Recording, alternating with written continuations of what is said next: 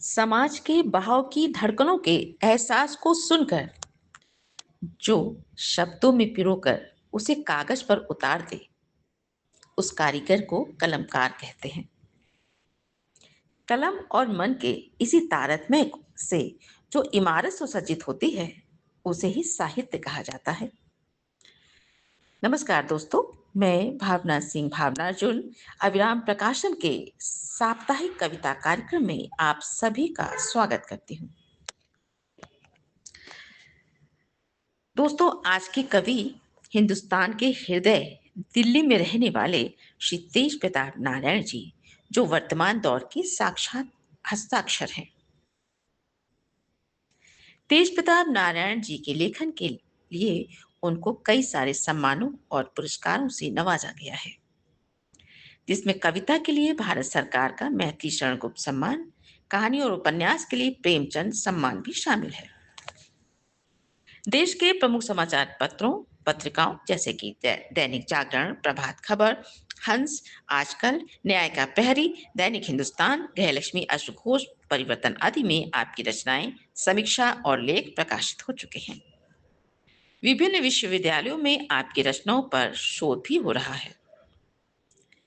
लेखन विधा कविता, कहानी, उपन्यास, व्यंग, गजल, संस्मरण सहित संस्कृति, भाषा, इतिहास और लोक कलाओं आदि पर भी आपने लेख लिखे हैं।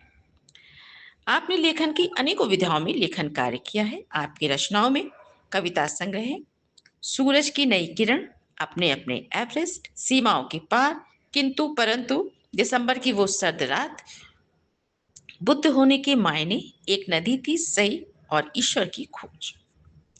आपके कहानी संग्रहों में कितने रंग जिंदगी के, एयरपोर्ट पर एक रात। आपका उपन्यास है टेक्निकल लव, बदलते अक्षांश, और साझा उपन्यास है जिंदगी है हैंडल हो जाएगी। व्यंग संग्रह है जीरो बटा सन्नाटा, गजल संग्रह है खामोशी टूटने को है, लेख संग्रह है कस्तूरी कुंडल बसे, गोली डंडा वाह होएगा, पेट चीर दिया वाह होएगा। दोस्तों, सामाजिक रूप से महिलाओं को हमेशा ही पुरुषों से कमतर माना जाता है, लेकिन यह भी सच है कि वर्तमान में महिलाओं की स्थिति में निरंतर ही सुधार हो रहा है। अपनी पहचान के अस्तित्व को बचाने के लिए औरत निरंतर ही संघर्ष कर रही है और उसमें सफल भी हो रही है। लेकिन फिर भी कुछ दृष्टिकोण लोगों के ऐसे चिर परिचित से देखने को मिलते हैं कि समाज में कहीं भी अगर कुछ भी गड़बड़ हुआ हो या गलत हुआ हो, तो उसका सारा का सारा दारोमदार ये इल्जाम अक्सर औरत को बेझिझक ही दे दिया जाता है। पुरुष प्रधान समाज की इसी सोच को चरितार्थ करती तेज प्रताप जी की कविता आपके सम्मुख प्रस्तुत कर रही हूँ। कविता का शीर्षक है बस औरत की है जिम्मेदारी। जी हाँ दोस्तों, बस औरत की है जिम्मेदारी। भाई का भाई से झगड़ा हुआ, आरोप लगा पत्नियों ने गड़बड़ किया होगा। भाई का भाई से झगड़ा हुआ, आरोप लगा पत्नियों ने गड़बड़ किया होगा। ताऊ ने भतीजे को डांटा, शंका हुई ताई ने कान भरा होगा। बेटे की बाप से कहा सुनी हुई, बोला गया बहू एडजस्ट नहीं कर रही होगी। बेटा नालायक निकला, माना गया मां नालायक होगी। पति ने समर्थन किया, पत्नी का पथ प्रदर्शन किया, उसे पत्नी का गुलाम बोला गया। विशेषणों के तराजू में तौला गया।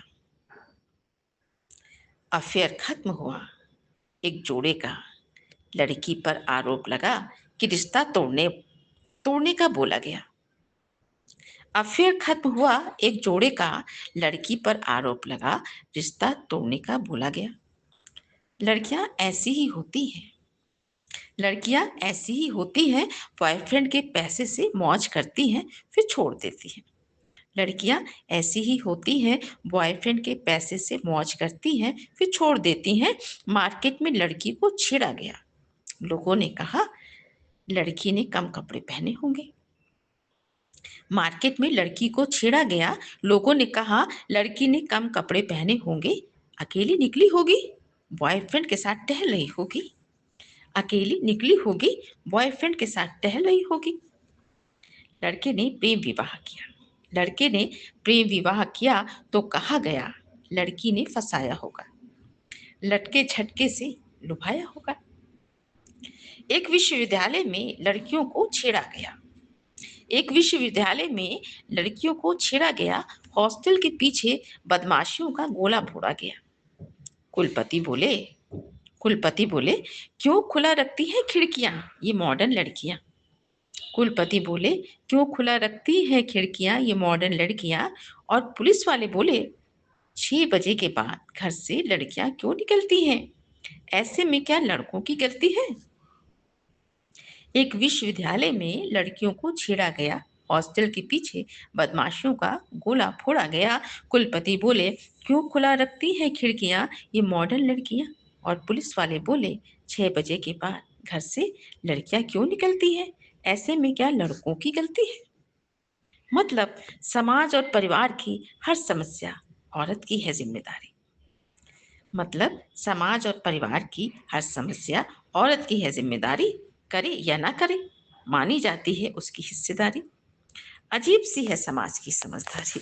मतलब समाज और परिवार की हर समस्या औरत की है जिम्मेदारी, करे या ना करे मानी जाती है उसकी हिस्सेदारी। अजीब सी है समाज की समझदारी, मानी जाती है उसकी हिस्सेदारी। अजीब सी है समाज की समझदारी। तो दोस्तों, तेज प्रताप जी ने जहाँ साहित्य पिता काम किया है और अपनी शिक्षा, एक तरफ उन्होंने इलेक्ट्रिकल इंजीनियरिंग में ग्रेजुएशन किया है, तो दूसरी तरफ अंग्रेजी साहित्य में परिस्नातक की भी डिग्री धारण की है। इसीलिए उनके लिए कहा जाता है कि आपकी रचनाएं साहित्य और विज्ञान के संगम की तरह हैं। इसीलिए साहित्य में विज्ञान का सुंदर समावेश करने वाले विरले साहित्यकारों में तेज प्रताप नारायण जी का नाम प्रमुखता से लिया जाता है। साहित्य और विज्ञान के इसी अद्भुत संगम को प्रदर्शित करती हुई आपकी अगली रचना आपके लिए प्रस्तुत करती हूँ। रचना का शीर्षक है सोलर सिस्टम। जी हाँ दोस्तों, सोलर सिस्टम। 4.5 अरब वर्ष पहले गैस और धूल का विशाल बादल घूम रहा था आवारा। 4.5 अरब वर्ष पहले गैस और धूल का विशाल बादल घूम रहा था आवारा, इधर उधर फिरता मारा मारा। अनंत ऊर्जा को खुद में समाये, गुरुत्वाकर्षण के शिशु को गर्भ में बैठाए। अनंत ऊर्जा को खुद में समाये, गुरुत्वाकर्षण के शिशु को गर्भ में बैठाए। शिशु मचल रहा होगा, शायद शिशु मचल रहा होगा, गर्भ के भीतर समल नहीं रहा होगा। अनंत ऊर्जा को खुद में समाये, गुरुत्वाकर्षण के शिशु को गर्भ में बैठाए। शायद शिशु मचल रहा होगा, गर्भ के भीतर समल नहीं रहा होगा। अकस्मात कुछ घटा, अकस्मात कुछ घटा, बगल का तारा फटा, सितारा सुपरनोवा बना। असीम ऊर्जा निकली, तेज बिजली चमकी, गर्भस्थ आवारा बादल जोर से हिला। जिनसे विलक था उनसे मिला, जो अव्यवस्थित था व्यवस्थित होने लगा, अनुपस्थित उपस्थित होने लगा। एक केंद्र बना जहां था गैस का वातावरण घना। दबाव बढ़ता गया, तापमान चढ़ता गया, हाइड्रोजन परमाणु संयुक्त हुए, हीलियम बनने में प्रयुक्त हुए। गुरुत्वाकर्षण का शिशु और बड़ा होता गया, गैस और धूल के कणों को खींचता गया। जैसे जैसे कण बढ़ते गए वैसे गुरुत्वाकर्षण और बड़ा हुआ, तापमान और बढ़ा, द्रव्यमान और बढ़ा, इतना बढ़ा कि गैस और धूल का 99% अधिक एक साथ हुआ और ये जलने लगा। लपटों से घिरा एक तारा बना जिसे सबने सूर्य कहा। गुरुत्वाकर्षण का शिशु और बड़ा होता गया, गैस और धूल के कणों को खींचता गया। जैसे जैसे ये कण बढ़ते गए वैसे गुरुत्वाकर्षण और बड़ा हुआ, तापमान और बढ़ा, द्रव्यमान और बढ़ा, इतना बढ़ा कि गैस और धूल का 99% अधिक एक साथ हुआ और यह जलने लगा। लपटों से घिरा एक तारा बना, जिसे सबने सूर्य कहा। और ये जलने लगा, लपटों से घिरा एक तारा बना, जिसे सबने सूर्य कहा।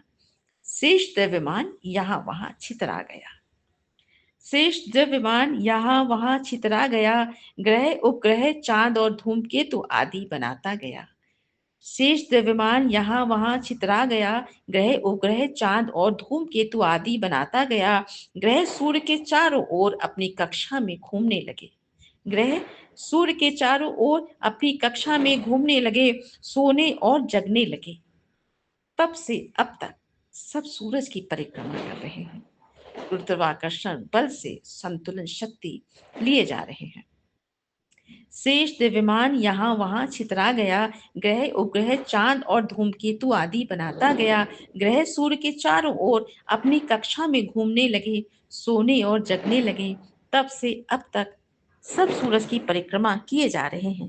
गुरुत्वाकर्षण बल से संतुलन शक्ति लिए जा रहे हैं। तब से अब तक सब सूरज की परिक्रमा किए जा रहे हैं। गुरुत्वाकर्षण बल से शक्ति संतुलन शक्ति लिए जा रहे हैं। नमस्कार दोस्तों, आप सुन रहे थे आज की कवि श्री तेज प्रताप जी की कविताएं। बहुत बहुत धन्यवाद आप सभी का। जय हिंद, जय भारत।